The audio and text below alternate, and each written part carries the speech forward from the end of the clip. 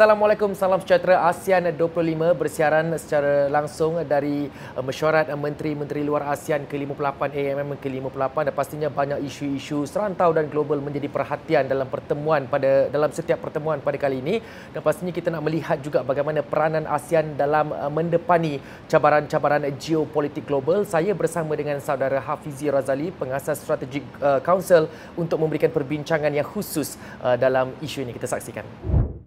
Jadi saudara Fizi, bagaimana kita melihat ya ASEAN boleh memainkan peranan penting menjadi titik tengah dalam percaturan politik global yang tidak menentu pada ketika ini? Ya, Perdana Menteri ada menyebut semalam bahawa prinsip ASEAN adalah satu ASEAN centrality, yang mana ASEAN ini tidak mengambil mana-mana pihak, baik dari barat ataupun dari belah China.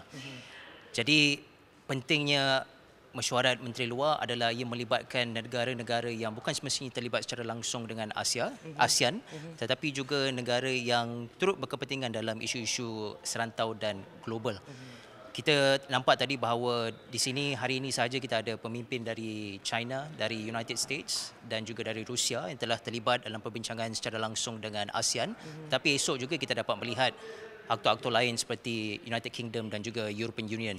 Jadi ini adalah satu perkembangan yang baik dalam memastikan ada satu persefahaman antara ASEAN dan juga negara serantau dan negara luar, supaya antara isu-isu yang dibincangkan, terutamanya dalam konteks yang mana kita ada satu keadaan tarif yang tidak menentu, ketidakstabilan geopolitik di Timur Tengah, isu dalam ASEAN seperti di Myanmar, semuanya dapat difahami dan dicari jalan penyelesaian antara negara-negara yang terlibat dan negara yang mempunyai prinsip yang sama dalam menyelesaikan masalah serantau dan global. Jadi Hafizi, saya nak tanya juga, bagaimana ASEAN perlu memperkukuhkan strategi dalam mendepani perkara-perkara yang seperti Cik Hafizi sebutkan tadi, seperti tarif ekspor diumumkan oleh Amerika Syarikat baru-baru ini, di mana beberapa negara ASEAN dikenakan tarif yang berbeza-beza. Jadi bagaimana nak mengukuhkan strategi dalam mendepani cabaran-cabaran lain yang akan datang di sebalik kekalutan yang berlaku dalam rantau kita sendiri dan juga di peringkat global sendiri? Ya, dalam mana-mana krisis pun kita perlu mengakui ada beberapa perkara yang kita tidak boleh mengawal. Contohnya dalam situasi tarif sekarang, keputusannya adalah keputusan Amerika Syarikat dan kita tidak boleh menjangkakan apa Presiden Trump dan kepimpinan Trump akan buat untuk dari segi dasar Amerika Syarikat itu sendiri. Jadi untuk Malaysia dan ASEAN, apa yang kita boleh buat adalah untuk menambah baik kooperasi antara negara-negara ASEAN. Contohnya dalam konteks tarif itu, kita boleh merancakkan lagi perdagangan antara negara-negara ASEAN. Kita dapat lihat mengikut statistik bahawa 5 ke 10 tahun yang kelepas, perdagangan intra-ASEAN itu tidak berkembang seperti apa yang kita harapkan. Jadi diharapkan menerusi kepengerusian Malaysia ASEAN kali ini, kita dapat mewujudkan satu naratif bahawa ketidakstabilan global ini boleh diatasi sekiranya negara-negara yang bersempadan, negara-negara serantau dapat bekerjasama dengan lebih erat, bukan sahaja dalam konteks perdagangan tetapi juga dalam pembangunan secara menyeluruh, baik dari infrastruktur ataupun modal insan, sempadan, isu-isu keselamatan, dan lebih penting lagi adalah untuk merapatkan kesefahaman antara negara-negara ASEAN. Tadi Cik Hafizi bercakap mengenai perdagangan rentas, intra-ASEAN sendiri, dalam ASEAN itu sendiri. Jadi bagaimana agaknya, kita tahu ASEAN ini negaranya datang dengan sumber yang berbeza-beza. Bagaimana itu perlu disinergikan bagi membolehkan setiap negara kalau nak berdagang antara satu sama lain itu punya keuntungan ataupun memperoleh faedah yang menguntungkan kedua-dua pihak ataupun pihak secara bersamalah orang kata. Ya, seperti yang disebutkan tadi, intra-ASEAN itu isunya bukan lagi berkenaan dengan tarif, tetapi kita sebutkan sebagai satu halangan bukan tarif, non-tarif barriers yang berbeza-beza jenisnya. Kalau kita boleh sebutkan satu, mungkin dari segi customs clearance, mungkin boleh dipermudahkan. Kita lihat saja antara Johor dan Singapura itu walaupun bersempadanan dan dekat jaraknya, tetapi ada isu yang mengambil masa, birokrasi, dan banyak perkara boleh dimudahkan untuk perdagangan itu dilakukan dengan lebih cepat dan lebih mudah. Jadi dari segi pembangunan itu kita perlu ada satu keselarasian antara polisi negara-negara yang terlibat supaya kita dapat fahami apakah yang sebenarnya menekan negara-negara ASEAN daripada berdagang dengan lebih banyak. Seperti yang disebut tadi, ada juga perkara yang mana kita kurang satu complementarity. Maksudnya pengeluaran satu negara itu tidak semestinya disambut dengan demand ataupun keperluan daripada negara ASEAN yang lain. Jadi perlu ada satu alignment yang mana bukan sahaja kita dapat mengeluarkan produk, tetapi produk yang dikeluarkan itu juga dapat ditambah nilai supaya ada demand daripada negara-negara yang bersepadanan dalam serantau dan perdagangan itu dapat dirancangkan untuk jangka masa pendek, pertengahan dan untuk jangka masa panjang. Di sinilah kita perlu bincangkan dengan lebih lanjut berkenaan dengan knowledge economy. Disebabkan kalau kita hanya keluarkan komoditi dan produk tersebut tidak dapat di upstream ataupun di downstream kepada produk yang lebih beberapa jenis, kemungkinan untuk dijual ke pasaran yang memerlukan nilai tambah itu agak sukar untuk dicapai. Jadi kita perlukan ada satu knowledge based economy yang mana produk yang dikeluarkan negara-negara ASEAN itu dapat ditambah nilai dan dapat dijadikan sebagai the first choice dari segi demand dalam negara-negara ASEAN itu. Baik Syaf, itu adalah fokus dalaman. Tapi bagaimana ASEAN memaksimalkan kerjasama dengan entiti-entiti yang serupa dengan di luar untuk mendepani persekitaran global yang semakin mencabar sekarang ini? Ikuti sedutan temu bual saya bersama Kaya Kalas, Timbalan Presiden Suruhanjaya Eropah. Your Excellency, thanks so much for joining us. Thank you for having me. So, where do you see the next big opportunity to deepen the relationship between Europe and ASEAN? Well, we have a lot of opportunities. First, of course, on trade. We are the believers in free trade. I think this is something that we share. And there are lots of opportunities also when it comes to climate change and the cooperation on new technologies, supply chains, also I mean rare earth minerals, investments like that, but also security.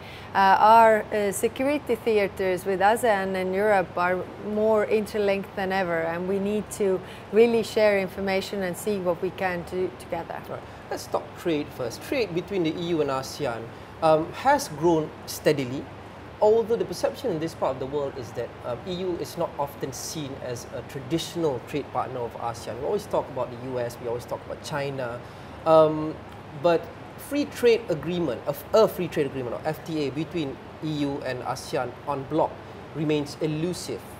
How confident are you, and why are you confident that we can achieve a block level FTA soon?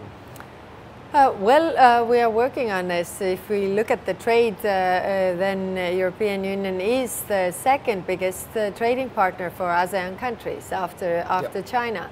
And I think in this time, what we have right now, everybody is looking into diversifying the trade portfolios. We believe that shared prosperity is also shared security, and that's why we see a lot of opportunities. Of course, we are 27 countries, where ASEAN is 10 or almost 11 now. Then it is also hard to find a common ground, but I think the understanding also in the European Union right now is that we really need to have more trade agreements across the world, more trade relations, not less. Right. Perhaps it couldn't come at a more apt time, because the whole world is talking about the US tariffs now. How do you see ASEAN and the EU working together to increase our resilience towards increasing trade protectionism? First of all, like I said, we are the ones who are still believing in free trade. Because it brings prosperity, and that's why we really need to diversify our portfolios. If you have all the eggs in one basket, then it is also maybe easier to really take stock of this.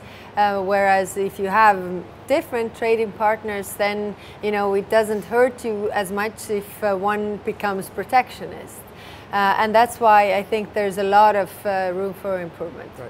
How do you respond to the criticism that the EU now has to increasingly look away from the US given its recent volatility with policies, including trade policies? Well, of course, United States is our big ally and partner and remains so.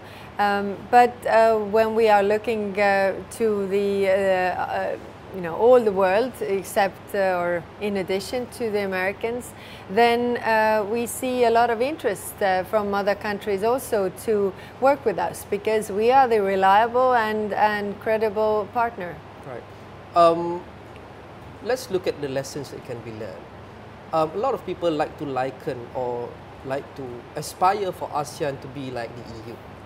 Of course, it's easier said than done. I think, as you've alluded to earlier, the status of EU economies is much more similar than when you look at ASEAN economies. We are at various stages of developments. We have developing economies, we have developed economies. Therefore, it is very challenging for us to achieve EU-level integration, at least in foreseeable future. But, it was the same for European Union as well. If you think about the enlargement, these are countries which are in various development stages. But European Union, for us, has worked as a convergence machine. It also raises all the economies. I bring you one example from my own country.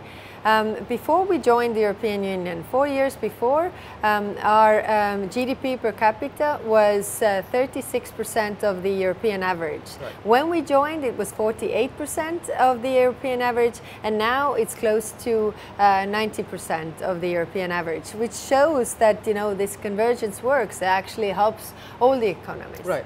The EU or various versions of it has existed for the best part of the last half century.